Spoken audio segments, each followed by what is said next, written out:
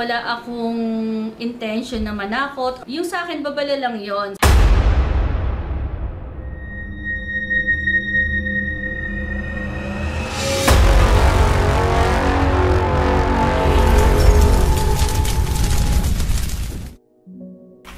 Hello po mga ka-PTV, sa video na ito ay tatalakayin natin ang magaganap na pangitain ngayong buwan ayon sa mga visions ni Mamo.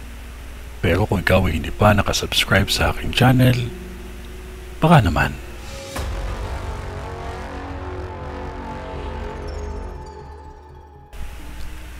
Nag-post ang isang sikat na psychic na si Mamo sa kanyang social media account tungkol sa mga pangitain na ipinakita sa kanya.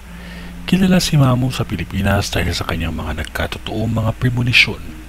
Si Mamo ay isang prophetic witch at ginagamit niya ito para makita ang mga mangyayari pa lamang.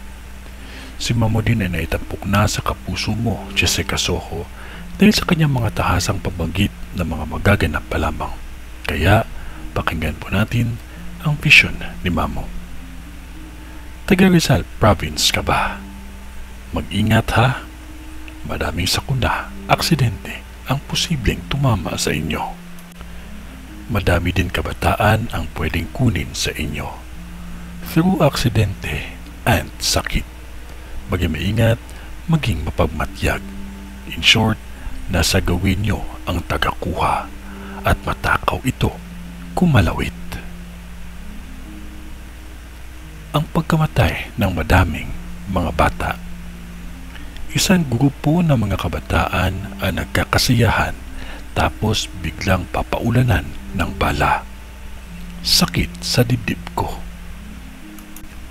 Itong buwan ng Setyembre, itong buwan na madaming kukunin si kamatayan sa buong daigdig.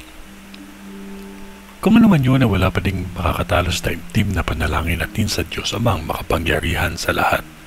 Kaya magtiwala lamang po tayo sa Kanya kasi mahal niya po tayo.